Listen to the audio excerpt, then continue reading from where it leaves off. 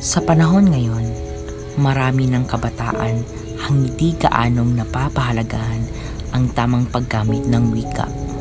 Madalas, mabilis na lang lumilipas ang mga salita na napapalitan ng shortcut, ng paikli o napapalitan ng slang na walang malinaw na struktura.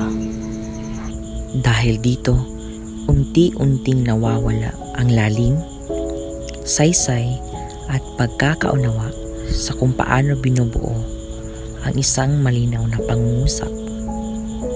Hindi nila namamalayan na ang wika kapag hindi ginagamit ng tama ay nagiging hadlang sa tunay na komunikasyon.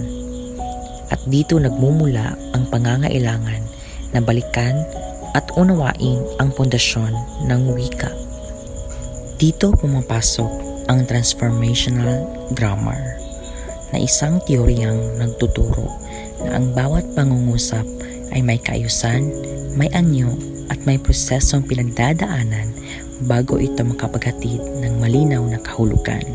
Kaya tara, samahan ninyo ako sa vlog na ito upang mas mapalawak natin ang ating kaalaman kung paano ba gumagana ang transformational grammar at kung paano natin mababalik ang tamang pagpapahalaga sa wika sa ating henerasyon.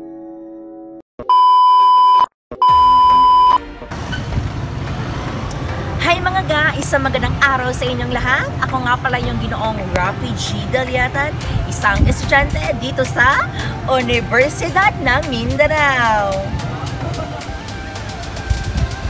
Sa vlog na ito, ipapakita ko kung paano ginagamit ang transformational grammar theory sa pagtuturo ng wikang Filipino.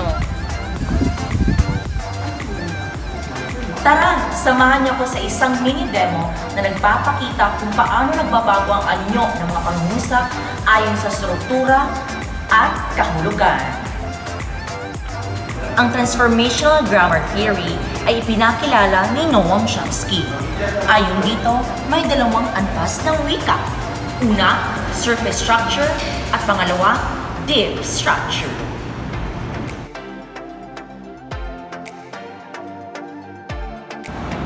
Mga mag-aaral, ngayong araw na ito ay pag-aaralan natin kung paano ba binabago ang isang pangungusap ayon sa transformational grammar.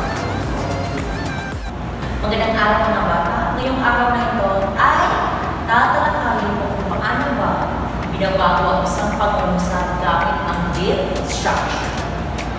Una, ito ay ang paragon. Nagluto pa si Ana ng adobo. Pangalawa, pasalutan. Hindi nagluto si Ana ng adobo. Pautos, Ana, magluto ka ng adobo. At pang-ama, ang passive form, ang adobo ay niluto ni Ana.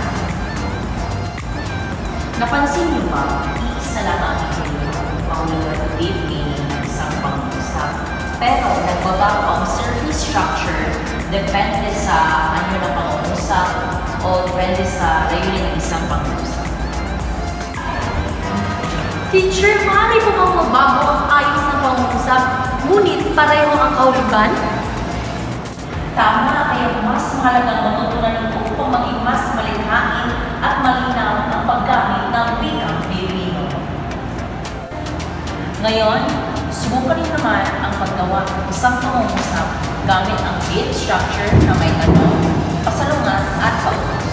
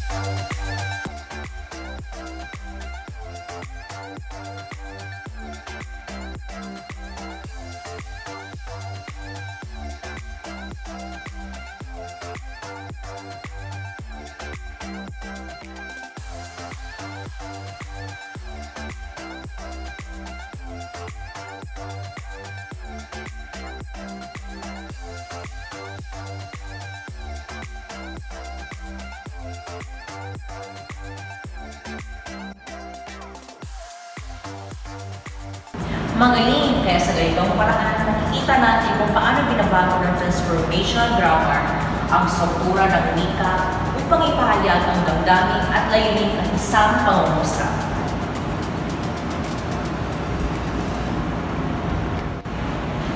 Sa madaling salita, ang teoryang ito ay binabago o tinatransforma ang isang pangungusap upang makabuo ng isang ugat. Sa paggawa ng vlog na ito, napagtanto ko na ang transformational grammar ay hindi lang simpleng pagbabago ng anyo ng pangungusap, kundi ito ay isang mabisang paraan upang maunawaan kung paano gumagana ang wika mula sa pinakapayak na ideya hanggang sa mas komplikadong pahayag. Kaya bilang magiging guro, sisikapin kong gamitin ang teoryang ito upang hikayatin ang mga mag-aaral na maging mapanuri at maging malikhain sa paggamit ng wikang Pilipino. Dahil sa transformational grammar, natututo tayong baguhin hindi lang ang struktura ng wika, kundi pati ang paraan ng ating pag-iisip at pagpapahayag. Kaya mga guro, hinihikayat ko kayo na gamitin ang transformational grammar theory upang kayo ay makabuo na mas malinaw at mas malikhain na isang pangungusap. Guro! Ano po, Bini-Bini? At ngayon, maraming salamat sa panonood. Naway sa vlog na ito, marami kayong natutunan.